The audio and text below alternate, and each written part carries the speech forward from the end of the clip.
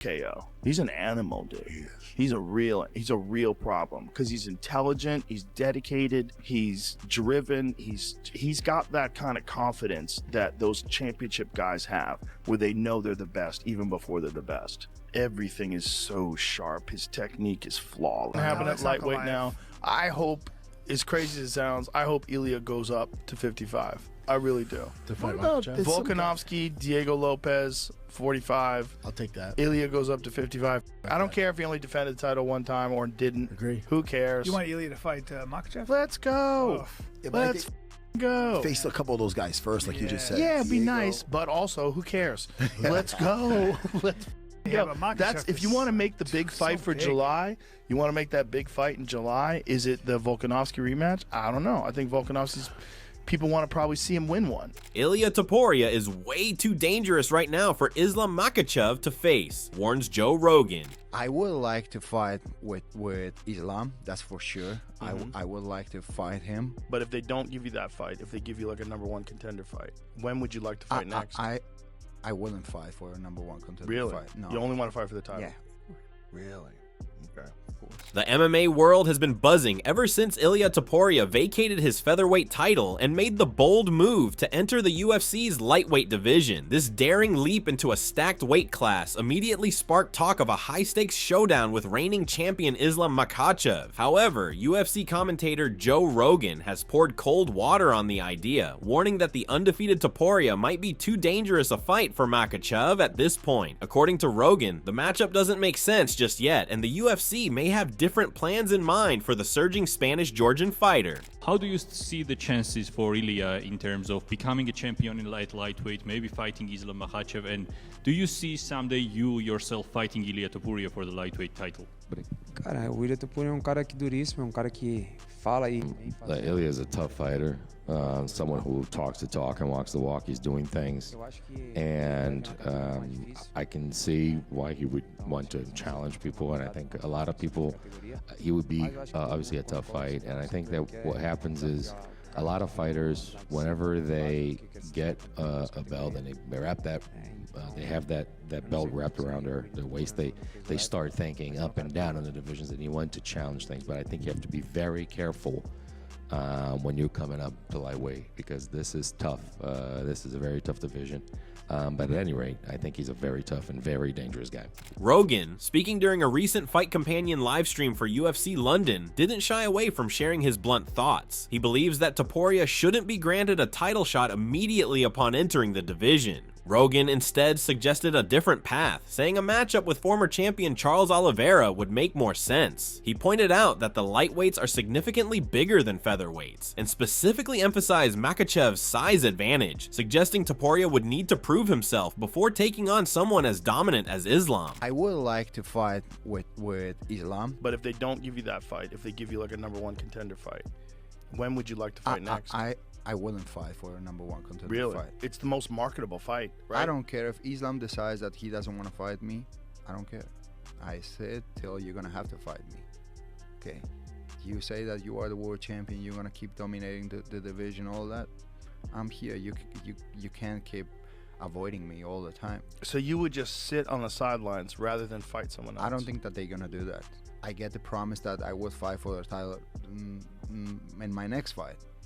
So how much time you will stop me and from the fighting? And I prove that I deserve that shot. Once I pass him, I get the title, and you put me against Party. While Rogan's comments reflect a cautious and analytical view, many in the MMA community see Topuria's entry into the lightweight division as a breath of fresh air. His move to vacate the featherweight title shows full commitment, a decision that sets him apart from others who often try to hover between two divisions. His undefeated record and back-to-back knockouts of elite opponents like Alexander Volkanovski and Max Holloway have only elevated the hype around him. Despite the risks, many fans are eager to see if Topuria can replicate his dominance at 155 pounds. If anybody deserves a fight for the world title in the next weight class, it's you.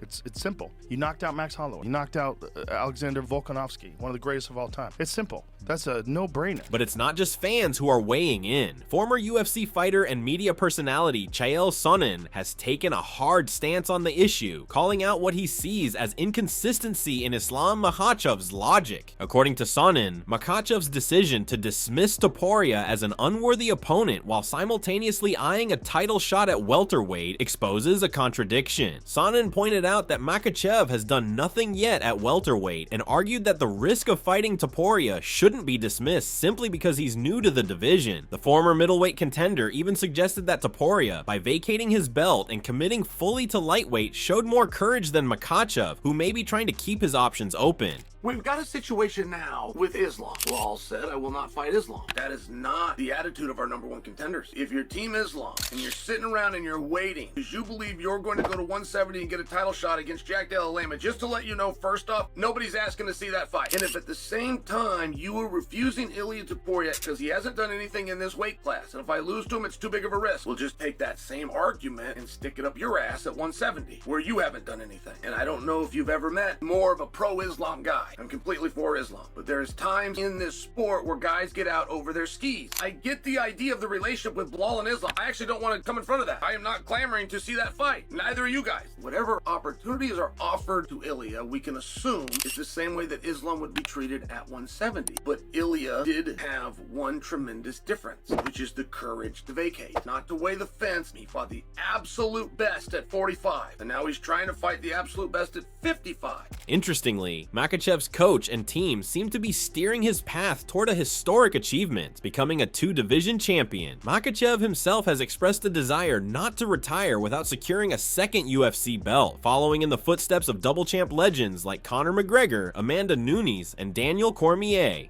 This ambition adds another layer of complexity, especially considering that Makachev and current welterweight champion Belal Muhammad are close teammates and have ruled out fighting one another, with Muhammad set to defend his belt against Jack Della Maddalena at UFC 315. A lot hangs in the balance. If Maddalena wins, it could open the door for Makachev to move up and challenge for the welterweight crown. Islam hasn't been shy about wanting to go for another title at 170 pounds, potentially the welterweight title. Obviously, he's got Arman Sarukian, not looking past him, but this is the second time he's fighting him. Do you think it's going to be a point in time where he's just going to be sick of fighting the same opponents at 155 and it's time to go up to 170? We'll get to Belal Muhammad next.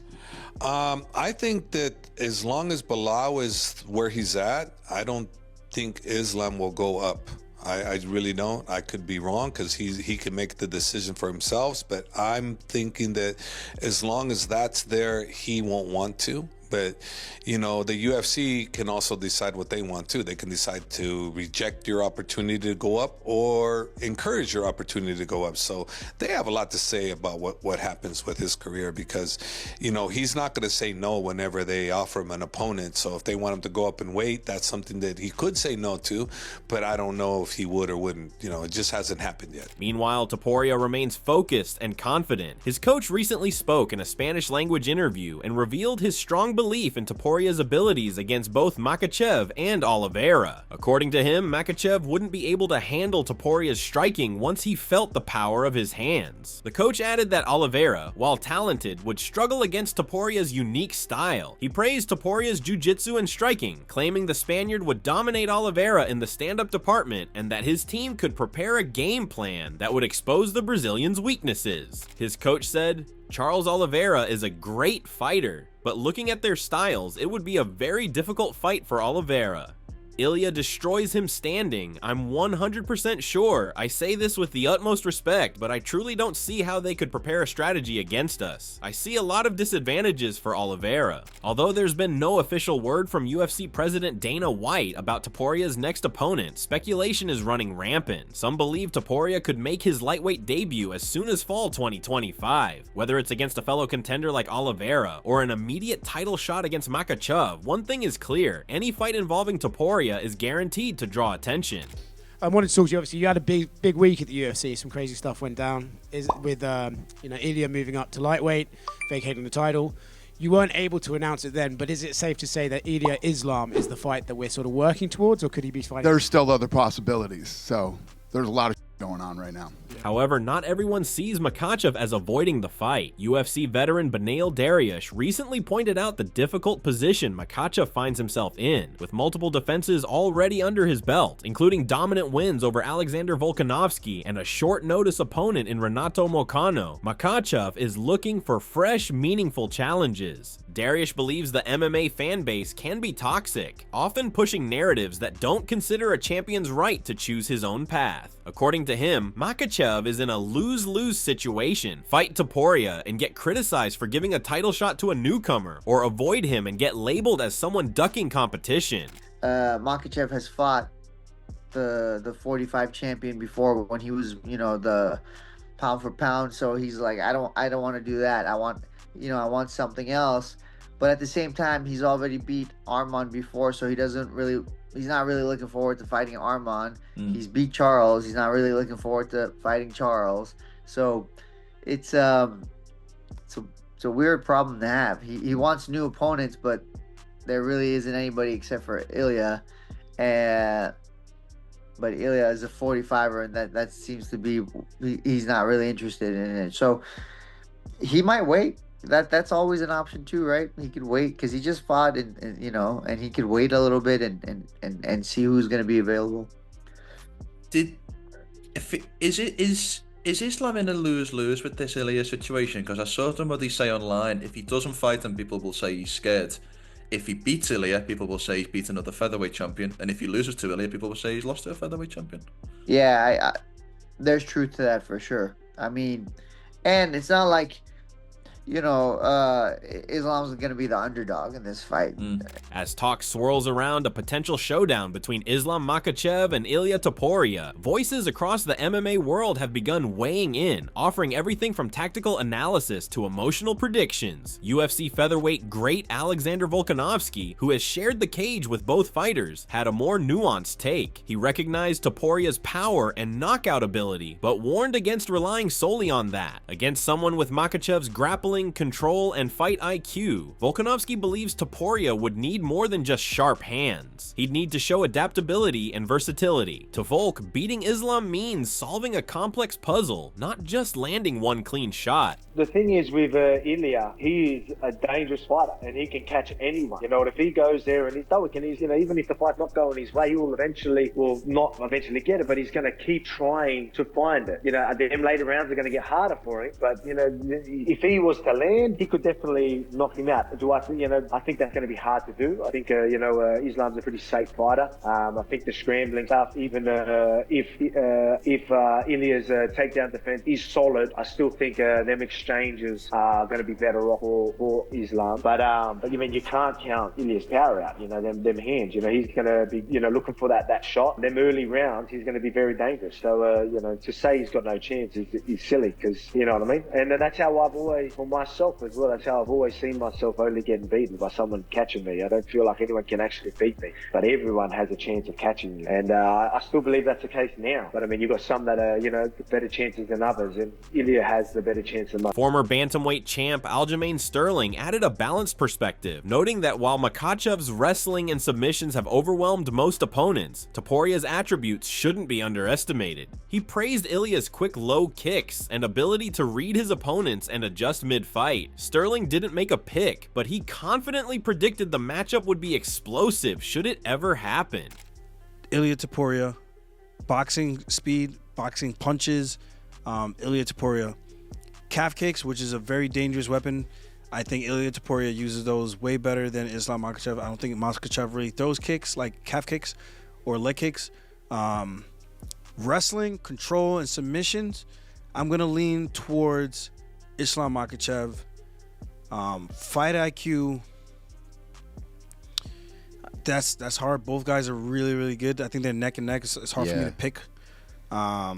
Because I've seen both guys make adjustments in fights. Curtis Blades took a more methodical view. He acknowledged that Topuria might initially resist Makhachev's takedown attempts, but once Islam got on top, it would become a different fight. Blades foresaw a grind-heavy performance from the champion, with positional dominance and relentless control eventually wearing down the smaller man. For Blades, it was a clear decision win for Makachev. Not flashy, but effective. Islam takes him down It won't be easy to get the takedown, but he will be constantly looking for takedowns. Once he gets it, he'll probably just squeeze him and smush him, and it'd be a decision victory. Joshua Van offered a simpler opinion rooted in fighting style. As a striker himself, Van leaned toward Topuria. While he respected Makachev's game, he appreciated Ilia's striking precision and power. Van felt that in MMA, the right timing and technique can sometimes overcome elite grappling, and that belief led him to favor Topuria in a high-stakes scenario.